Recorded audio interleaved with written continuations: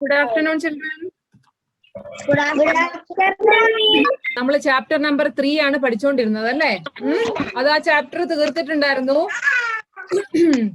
അപ്പൊ നിങ്ങളുടെ ടെക്സ്റ്റില് ചാപ്റ്റർ കഴിഞ്ഞിട്ട് ഒരു മാപ്സ് ആൻഡ് ഡയറക്ഷൻസ് എന്ന് പറഞ്ഞ ഒരു ചെറിയൊരു ഭാഗമുണ്ട്. അത് ഞാൻ പറയാം. Page number 24. Okay, page number 24. കേട്ടോ പറഞ്ഞത് എല്ലാരും? Yes, okay. അത് നിങ്ങളുടെ ചാപ്റ്റർ കഴിഞ്ഞിട്ടുള്ളതാണ്. നമ്മൾ തേർഡ് ചാപ്റ്ററിൽ എന്തൊക്കെ പഠിച്ചു അതൊന്നും ചോദിക്കട്ടെ, ഓർമ്മയുണ്ടോ എല്ലാവർക്കും? We studied about different houses അല്ലെ? Stilt house, mud house, wood house ഒക്കെ പഠിച്ചു. പിന്നെ then we studied about building materials അല്ലെ? എന്തൊക്കെ കൊണ്ടാണ് ബിൽഡിംഗ് ഉണ്ടാക്കുന്നത്. പിന്നെ നമ്മളെ ബിൽഡിംഗ് ഉണ്ടാക്കാൻ വേണ്ടി നമ്മളെ ആരൊക്കെ സഹായിക്കുന്നുണ്ട് അവരെ പറ്റിയാണ് നമ്മൾ ഈ ചാപ്റ്ററിൽ പഠിച്ചത്.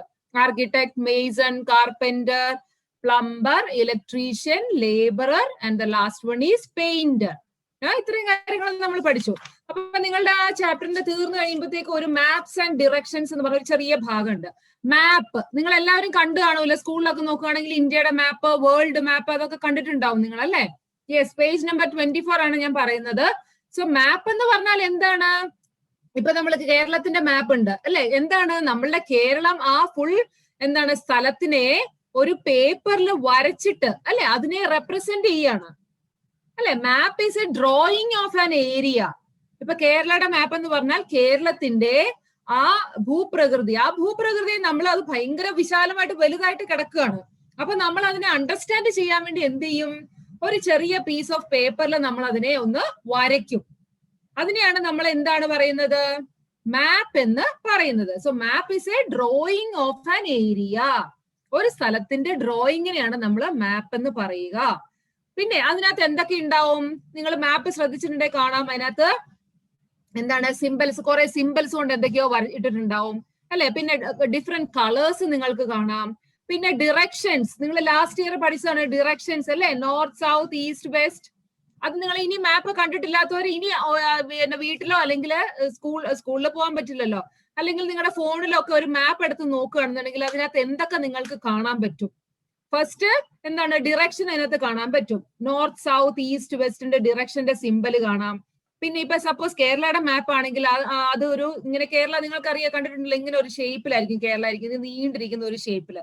എന്നിട്ട് അതിലിങ്ങനെ ഓരോരോ എന്താണ് സിറ്റികള്, കൊച്ചി അല്ലെങ്കിൽ എന്താണ് പത്തനംതിട്ട, കോട്ടയം അതൊക്കെ ഇങ്ങനെ മാർക്ക് ചെയ്തിട്ടുണ്ടാവും.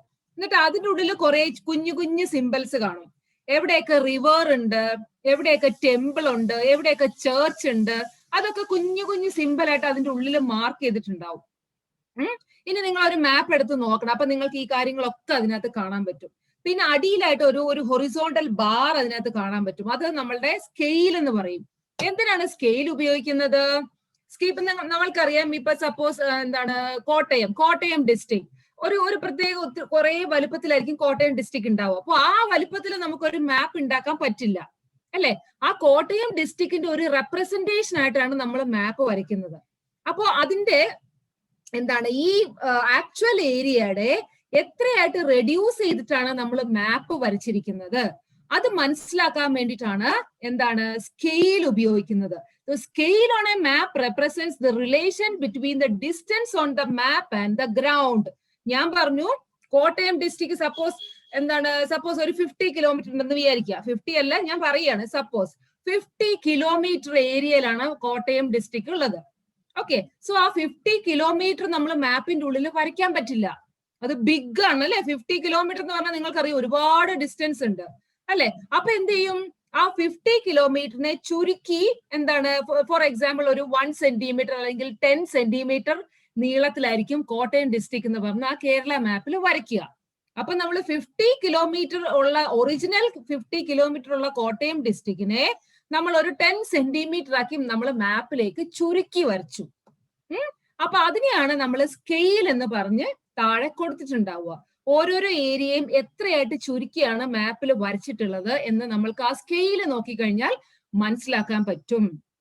ഇനി ഞാൻ ഇപ്പൊ പറഞ്ഞാൽ നിങ്ങൾക്ക് മനസ്സിലാവില്ല. നിങ്ങൾ ഒരു മാപ്പ് ഈ ക്ലാസ് കഴിഞ്ഞിട്ട് എടുത്ത് നോക്കുക. അപ്പൊ താഴെ ഒരു ഹൊറിസോണ്ടൽ ബാറിലാണ് ഇത്ര കിലോമീറ്റർ ഇത്ര സെന്റിമീറ്റർ ആക്കി കുറച്ചിട്ടാണ് മാപ്പിൽ വരച്ചിട്ടുള്ളത് എന്ന് അവിടെ മാർക്ക് ചെയ്തിട്ടുണ്ടാവും അടിയിൽ. പിന്നെ ഞാൻ പറഞ്ഞു ഡിറക്ഷൻസ് ഉണ്ട്, കുറെ സിംബൽസ് ഉണ്ട്, പിന്നെ പല കളേഴ്സിൽ നിങ്ങൾക്ക് കാണാൻ പറ്റും. ഇപ്പൊ ഓഷൻ ഒക്കെ ആണെങ്കിൽ സാധാരണ ബ്ലൂ കളറിൽ ഉണ്ടാവും. ഇപ്പൊ കേരളയുടെ താഴോട്ട് വരുമ്പോൾ അറേബ്യൻ ഓഷൻ ഉണ്ട്, ഇന്ത്യൻ ഓഷൻ ഒക്കെ നമുക്ക് സൈഡിൽ കാണാൻ പറ്റും. അവിടെ എന്താണ്, ഇന്ത്യയുടെ മാപ്പ് കണ്ടാൽ അറിയാം, താഴെ കന്യാകുമാരി ആ ഏരിയയിൽ വന്നു കഴിഞ്ഞാൽ രണ്ട് സൈഡും ബ്ലൂ കളറിലാണ് ഉണ്ടാവുക. ദാറ്റ് റെപ്രസെന്റ്സ് ഓഷ്യൻ അല്ലെ. അപ്പം വാട്ടർ ബോഡി എവിടെയുള്ളോ അതിനെ നമ്മൾ ബ്ലൂ കളറിൽ റെപ്രസെന്റ് ചെയ്യും. അതുപോലെ റിവേഴ്സ് ഇങ്ങനെ ഇങ്ങനെ ഒരു വാല് പോലെ ഇങ്ങനെ വരച്ചിട്ടുണ്ടോ, എവിടെയൊക്കെ റിവർ ഉണ്ട് അതും ബ്ലൂ കളറിൽ ഇങ്ങനെ വരച്ചിട്ടുണ്ടാവും. അപ്പൊ ഓരോരോ കാര്യങ്ങൾ ഓരോരോ സിമ്പിൾസ് ആയിട്ടാണ് മാപ്പിൽ റെപ്രസെന്റ് ചെയ്യുന്നത്. മാപ്പ് എന്ന് പറഞ്ഞാൽ എന്താ ടീച്ചർ പറഞ്ഞ, it is A drawing of an area.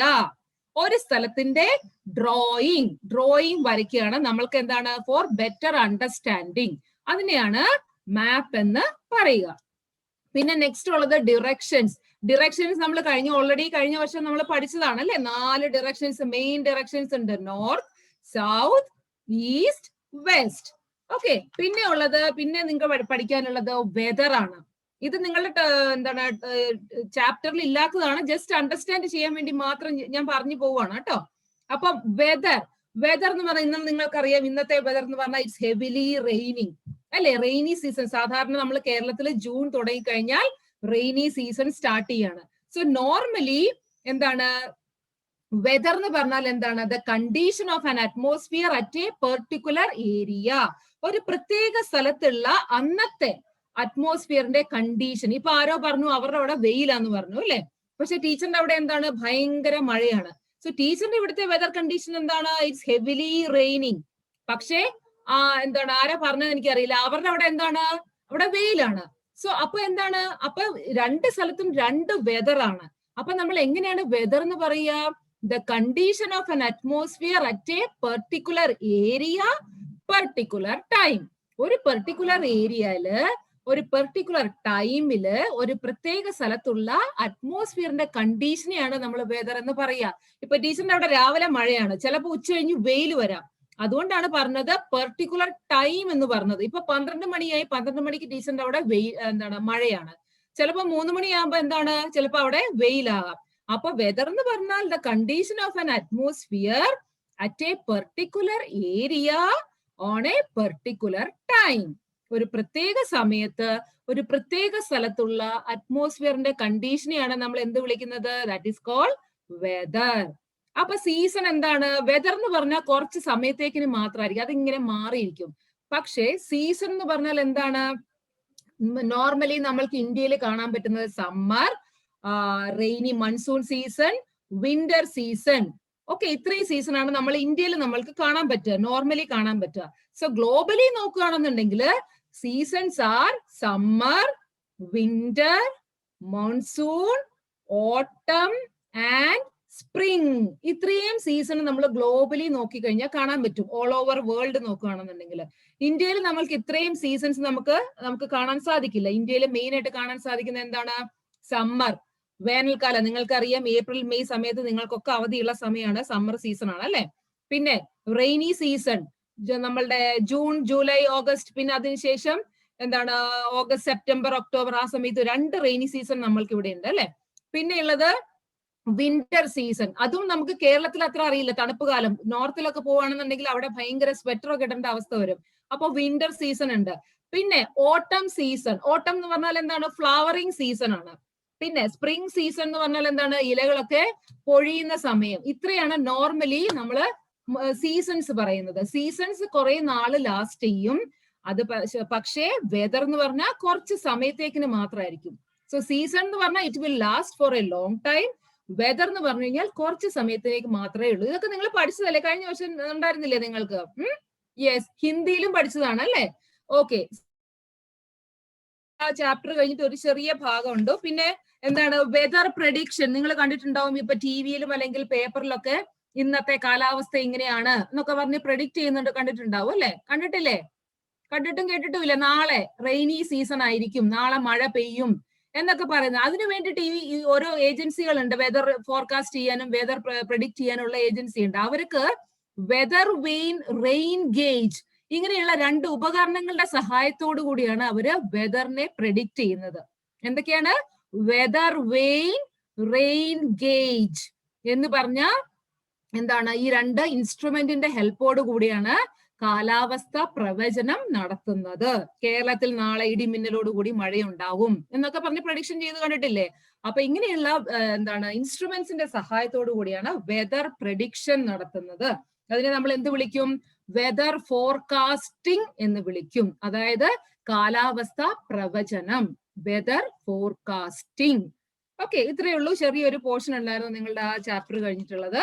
Now we are going to our chapter number 4. Chapter number 3യുടെ എക്സസൈസ് ടീച്ചർ ചെയ്യിപ്പിക്കാം. ഓക്കെ, സമയം കിട്ടില്ല എന്നുണ്ടെങ്കിൽ ടീച്ചർ അതിന്റെ ഫോട്ടോ എടുത്തിട്ട് വാട്സ്ആപ്പ് തരാം. നമ്മൾ അടുത്തത് ചാപ്റ്റർ നമ്പർ 4ലേക്കാണ് പോകുന്നത്. Clothes we wear. എല്ലാവരും നോട്ടൊക്കെ എഴുതാൻ റെഡി ആയിക്കോളൂ കേട്ടോ. എല്ലാവർക്കും സ്ക്രീൻ കാണാമല്ലോ അല്ലെ? Chapter number 4, clothes we wear. നമ്മൾ ധരിക്കുന്ന വസ്ത്രങ്ങൾ. അതിനെ പറ്റിയാണ് നമ്മൾ ഈ ചാപ്റ്ററിൽ പഠിക്കാൻ പോകുന്നത്. സോ നമ്മൾക്കറിയാം ഡിഫറെന്റ് ടൈപ്സ് ഓഫ് ക്ലോത്തുകൾ ഉണ്ട് അല്ലെ? കോട്ടൺ, സിൽക്ക്, പോളിസ്റ്റർ, അങ്ങനെ പല പല വിധത്തിലുള്ള ഡ്രസ്സുകൾ നമ്മൾക്ക് കാണാം അല്ലെ? ബനിയൻ ക്ലോത്ത്, നമ്മൾ ടീഷർട്ട് ഒക്കെ ഇടുകയാണ്, അതൊരു ബനിയൻ ക്ലോത്ത് എന്ന് നമ്മൾ പറയും. പിന്നെ സിൽക്ക് സാരി ഉണ്ട് അല്ലെ? കോട്ടൺ ഡ്രസ്സുകൾ ഉണ്ട്, പോളിസ്റ്റർ ഉണ്ട്, നൈലോൺ ഉണ്ട്. ഇതൊക്കെ കേട്ടിട്ടില്ലേ നിങ്ങള്? പല type of variety of clothes. Okay, so നമ്മൾ നാച്ചുറലി നോക്കുകയാണെന്നുണ്ടെങ്കിൽ ക്ലോത്ത് നമുക്കറിയാം തുണി ഉണ്ടാക്കുന്നത് നൂലിൽ നിന്നാണ് അല്ലെ? നമ്മൾ ശ്രദ്ധിച്ചാൽ അറിയാം, നമ്മളെ തുണിയിൽ നിന്ന് ഇങ്ങനെ നൂലൊക്കെ ഇങ്ങനെ പറിച്ചെടുക്കാം നമുക്ക് അല്ലെ? കണ്ടിട്ടുണ്ടോ? കണ്ടിട്ടില്ലേ? സോ നൂല് കൊണ്ടാണ് നമ്മളുടെ ഡ്രസ്സുകൾ ഉണ്ടാക്കിയിട്ടുള്ളത്.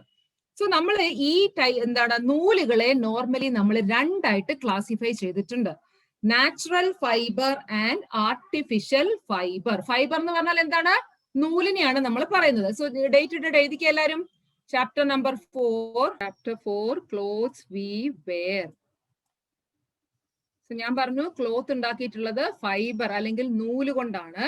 സോ ആ നൂലിനെ നമ്മൾ രണ്ടായിട്ട് ക്ലാസിഫൈ ചെയ്തിട്ടുണ്ട്. Fibre are of two types of fibre.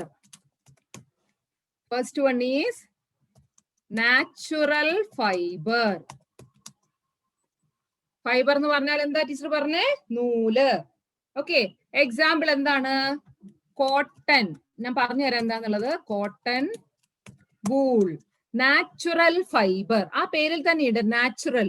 നമ്മൾക്ക് നേച്ചറിൽ നിന്ന് അല്ലെങ്കിൽ പ്രകൃതിയിൽ നിന്ന് കിട്ടുന്ന നൂല്. നിങ്ങൾക്കറിയാം പരുത്തി, കോട്ടൺ എന്ന് പറഞ്ഞ പഞ്ഞിയിൽ നിന്ന് നൂലുണ്ടാക്കുന്ന കാര്യം എല്ലാവർക്കും അറിയാം. പറഞ്ഞോ? പഞ്ഞി, കോട്ടൺ പ്ലാന്റിൽ നിന്ന് പഞ്ഞി കിട്ടുന്നുണ്ട്, പഞ്ഞിയിൽ നിന്ന് നൂലുണ്ടാക്കുന്നുണ്ട് അല്ലെ? യെസ്. സോ അതെന്താണ്? നമ്മൾക്ക് പ്രകൃതിയിൽ നിന്ന് തന്നെ കിട്ടുന്നതാണ്. നമ്മൾക്ക് അത് ഒന്നും ചെയ്യണ്ട. ആ മരത്തിൽ നിന്ന് ആ ഫ്രൂട്ട് പറിക്കുക, അതിനെ പ്രോസസ് ചെയ്ത് നൂലാക്കി മാറ്റുക. പിന്നെയുള്ളത് വൂൾ. വൂൾ എവിടുന്ന് കിട്ടും? കമ്പിളി നൂല് എന്ന് പറയും. എവിടുന്ന് കിട്ടും കമ്പിളി നൂല്? ദേവനന്ദ് പറയൂ. മൈക്ക് അൺമ്യൂട്ട് ചെയ്യൂ. ചെമ്പരിയാടിൽ നിന്ന് നമുക്ക് കമ്പിളി നൂല് കിട്ടും. സോ ഇതൊക്കെ നമുക്ക് നാച്ചുറലി നമുക്ക് കിട്ടുന്ന, അതായത് പ്രകൃതിയിൽ നിന്ന് കിട്ടുന്ന സാധനങ്ങളാണ് അല്ലെ? സോ അതുകൊണ്ടാണ് നമ്മൾ അതിനെ നാച്ചുറൽ ഫൈബർ എന്ന് വിളിക്കുന്നത്. ക്ലിയർ? സോ നാച്ചുറൽ ഫൈബറിന് എക്സാമ്പിൾ എന്തൊക്കെയാണ്? കോട്ടൺ, വൂൾ, പിന്നെ സിൽക്ക് ഉണ്ട് അല്ലെ? സിൽക്ക്, പട്ടുനൂൽ പുഴുവിൽ നിന്ന് സിൽക്കിന്റെ നൂല് കിട്ടുന്ന കേട്ടിട്ടില്ലേ നിങ്ങള്? So that is also a natural fibre. So cotton, wool, പിന്നെ silk also you can write. So these are natural fibre ആണ്, ഒബ്റ്റെയിൻ ഫ്രം നേച്ചർ. ഓക്കെ, പ്രകൃതിദത്തമായിട്ട് തന്നെ നമുക്ക് കിട്ടുന്ന നൂലുകളാണ്. സെക്കൻഡ് വൺ എന്താണ്? ഒരെണ്ണം നാച്ചുറൽ ആണെങ്കിൽ മറ്റേത് എന്തായിരിക്കും? Artificial or synthetic fibre. Synthetic. So ഒരെണ്ണം നമുക്ക് പ്രകൃതിയിൽ നിന്ന് കിട്ടുകയാണ്, മറ്റേത് എന്താണ്? നമ്മള് ആർട്ടിഫിഷ്യൽ ആയിട്ട് ഉണ്ടാക്കിയെടുക്കുകയാണ്. ഫാക്ടറികളിലൊക്കെ നമ്മൾ അതിനെ ഉണ്ടാക്കിയെടുക്കുകയാണ്. നേച്ചറിൽ നിന്ന് കിട്ടുന്നതല്ല, നമ്മള് കൃത്രിമമായിട്ട് അതിനെ ഉണ്ടാക്കിയെടുക്കുകയാണ്. അങ്ങനെയുള്ളതാണ് നമ്മൾ ആർട്ടിഫിഷ്യൽ ഫൈബർ എന്ന് പറയുന്നത്. എക്സാമ്പിൾസ് എന്തൊക്കെയാണ്? ആർട്ടിഫിഷ്യൽ ഫൈബറിന് എക്സാമ്പിൾ എന്താണ്? Nylon, polyester, terylene. ഇതൊക്കെ ആർട്ടിഫിഷ്യൽ ഫൈബർ. ഇത് നമ്മള് കൃത്രിമമായിട്ട് നമ്മൾ ഫാക്ടറികളിൽ ഇങ്ങനത്തെ നൂല് നമ്മൾ ഉണ്ടാക്കിയെടുക്കുകയാണ്. നൈലോൺ, NYLON ഉള്ളൂ കേട്ടോ, ഈ ഇല്ല. ഓക്കെ, സോ ഇങ്ങനെ രണ്ട് ടൈപ്പ് ഓഫ് നൂലുകൾ ഉണ്ട്. നമ്മളുടെ വസ്ത്രങ്ങൾ ഉണ്ടാക്കാൻ നമ്മളെ സഹായിക്കുന്ന നൂലുകൾ. സോ നാച്ചുറൽ ഫൈബർ എന്താ പറഞ്ഞേ? പ്രകൃതിയിൽ നിന്ന് തന്നെ നമുക്ക് കിട്ടുകയാണ്. നമ്മൾ ഒന്നും ചെയ്യേണ്ട കാര്യമില്ല, അതിനെ ജസ്റ്റ് പ്രോസസ് ചെയ്താൽ മതി. കോട്ടൺ, വൂൾ, സിൽക്ക് ഒക്കെ അതിന് നാച്ചുറൽ ഫൈബറിന് എക്സാമ്പിൾ ആണ്. പിന്നെ ഉള്ളത് എന്താണ്? Artificial or synthetic fibre, nylon, polyester, terylene. ഇതൊക്കെ നമ്മൾ ആർട്ടിഫിഷ്യൽ ആയിട്ട് നമ്മള് ഫാക്ടറികളിലൊക്കെ നമ്മൾ ഉണ്ടാക്കിയെടുക്കുകയാണ്. ക്ലിയർ? ഇത്രയും മനസ്സിലായല്ലോ? ഞാൻ പറഞ്ഞു കോട്ടൺ എവിടുന്നാണ് ലഭിക്കുന്നത്? കോട്ടൺ പ്ലാന്റിൽ നിന്നാണ്.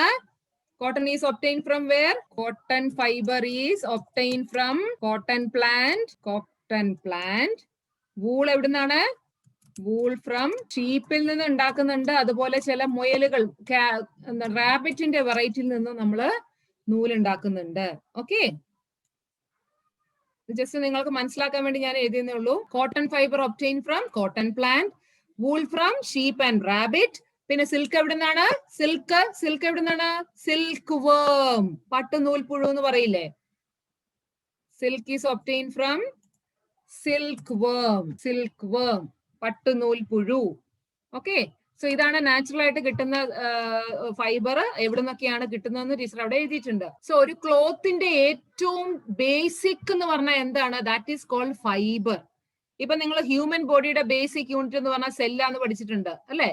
സോ അതുപോലെ അല്ല, പഠിക്കാൻ പോകുന്നുള്ളൂ, അടുത്ത വർഷം തോന്നുന്നു പഠിക്കുന്നത്. ഓക്കെ, അതുപോലെ നമ്മളുടെ ക്ലോത്തിന്റെ, നമ്മൾ ഈ ധരിച്ചിരിക്കുന്ന ക്ലോത്തിന്റെ ഏറ്റവും ചെറിയ യൂണിറ്റ് എന്ന് പറഞ്ഞാൽ എന്താണ്? ബേസിക് എന്ന് പറഞ്ഞാൽ എന്താണ്? നൂലാണ്. നൂലിനെ പല വിധത്തിൽ സ്പിൻ ചെയ്തും നെയ്തും ഒക്കെയാണ് നമ്മളുടെ വസ്ത്രങ്ങൾ ഉണ്ടാവുന്നത്. സോ നൂലിന് നമ്മൾ എന്താ പറയാ? It is called fibre. So ഫൈബറിൽ നിന്ന് അടുത്ത പ്രോസസ് എന്താണ്? കുറെ ഫൈബറിനെ ഒരുമിച്ച് ഇങ്ങനെ എന്താണ് ജോയിൻ ചെയ്ത് ഉണ്ടാക്കുന്നതിനെയാണ് നമ്മൾ യാൺ എന്ന് പറയുക. സോ ബേസിക് ഫൈബറിൽ നിന്ന് യാൺ ഉണ്ടാവും, യാണിൽ നിന്ന് എന്താണ്? ക്ലോത്ത് ഉണ്ടാകും. സോ ഇതാണ് ആ ഡ്രസ് ഉണ്ടാവുന്ന ആ പ്രോസസ്. ആദ്യം ഫൈബർ, സിംഗിൾ നൂല്. അതിന് ബെസ്റ്റ് എക്സാമ്പിൾ പറയണത് നിങ്ങളൊക്കെ എന്താണ്? തോർത്ത് ഉപയോഗിക്കുന്നുണ്ടല്ലോ, തോർത്ത് ഉപയോഗിക്കുന്നില്ലേ? കുളിച്ചിട്ട് തുടയ്ക്കാൻ വേണ്ടി ടവലല്ല, തോർത്ത് ഉപയോഗിക്കുന്നത് ഞാൻ പറയാം. അത് നമ്മളിങ്ങനെ അറ്റത്ത് നമ്മൾ പിടിച്ചു വലിച്ചു കഴിഞ്ഞാൽ ഓരോരോ നൂലായിട്ട് ഇങ്ങനെ ഊരി പോരും. കണ്ടിട്ടുണ്ടോ? സോ ആ നൂലിനെ നമ്മൾ എന്താ ചെയ്യുന്നത്? അതാണ് ഒരു തോർത്തിന്റെ എന്താണ് ഏറ്റവും ബേസിക് എന്ന് പറഞ്ഞു കഴിഞ്ഞാൽ. ആ നൂലിനെ ഒരുമിച്ച് ഇങ്ങനെ പിരിച്ചുണ്ടാക്കുമ്പോഴാണ് അതിനെ യാൺ എന്ന് പറയുക. ഓക്കെ, സോ യാണിനെ ഒരു പ്രത്യേക രീതിയിൽ ഒരു എന്താണ് ഒരു കൈത്തറി എന്നൊക്കെ നിങ്ങൾ കേട്ടിട്ടുണ്ടാവും, വസ്ത്രങ്ങൾ നെയ്യുന്ന ടിവിയിലൊക്കെ കണ്ടിട്ടുണ്ടാവും.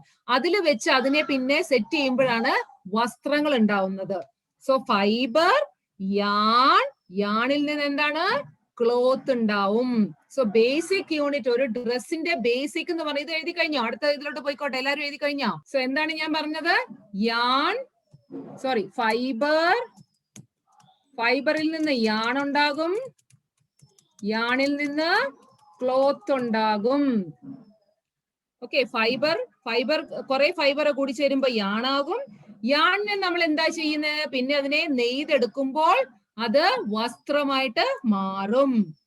സോ ബേസിക് ഒരു ഡ്രസ്സിന്റെ ഏറ്റവും കുഞ്ഞു ഭാഗം, ഏറ്റവും ചെറിയ ഭാഗം എന്ന് പറഞ്ഞാൽ നൂലുകൾ, കുഞ്ഞു നൂലുകൾ, ദാറ്റ് ഈസ് ഫൈബർ.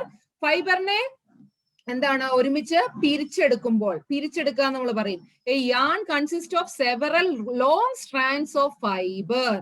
കുറെ നൂലുകളെ നമ്മൾ ഇങ്ങനെ പിരിച്ചിട്ടാണ് എന്താണ് യാൺ ഉണ്ടാക്കുന്നത്. അതിനുശേഷം എന്താണ്? യാണിനെ എന്ത് ചെയ്യും? മെഷീനിൽ അല്ലെങ്കിൽ കൈത്തറി എന്ന് നിങ്ങൾ പറയും അല്ലെ, കൈകൊണ്ട് വസ്ത്രങ്ങൾ നെയ്യുന്നത് നിങ്ങൾ കണ്ടിട്ടുണ്ടാവുമല്ലോ. ആ യാണിനെ ഈ കൈത്തറിയിൽ ഇടുമ്പോഴത്തേക്കാണ് സാരിയൊക്കെ ഉണ്ടാക്കുന്നത് നിങ്ങൾ കണ്ടിട്ടുണ്ടാവും. സോ ഈ യാണിനെ നമ്മൾ കൈത്തറിയിൽ അല്ലെങ്കിൽ ഇപ്പൊ ഒക്കെ ഓട്ടോമാറ്റിക് മെഷീൻസ് ഉണ്ട്, മെഷീനിൽ കൂടെ കടത്തി വിടുമ്പോഴാണ് പിന്നെ എന്തുണ്ടാവുന്നത്? ക്ലോത്ത് ആയിട്ട് മാറുന്നത്. സോ ഫൈബർ ഫോർ എക്സാമ്പിൾ നമുക്കൊരു കോട്ടൺ ഡ്രസ് ഉണ്ടാക്കണം. ആദ്യം എന്ത് ചെയ്യും? കോട്ടൺ പ്ലാന്റിൽ പോയിട്ട് ആ ഫ്രൂട്ടിനെ നമ്മൾ പറിച്ചെടുക്കും അല്ലെ, ഉണങ്ങിയ പരുത്തി മറ്റേ കോട്ടൺ പ്ലാന്റിലുള്ള ഫ്രൂട്ട്. അതിനെ നമ്മൾ എന്താ ചെയ്യുന്നത്? കുറെ പ്രോസസ്സിങ്ങൾ ഉണ്ട്. അതിനുശേഷം നൂലാക്കി മാറ്റും, കോട്ടന്റെ നൂലാക്കി മാറ്റും. അങ്ങനെയുള്ള കുറെ നൂലുകളെ പിരിച്ച് എന്താക്കും? യാണാക്കി മാറ്റും. അതിനുശേഷം യാണിനെ മെഷീൻ ഉപയോഗിച്ച് എന്താക്കി മാറ്റും?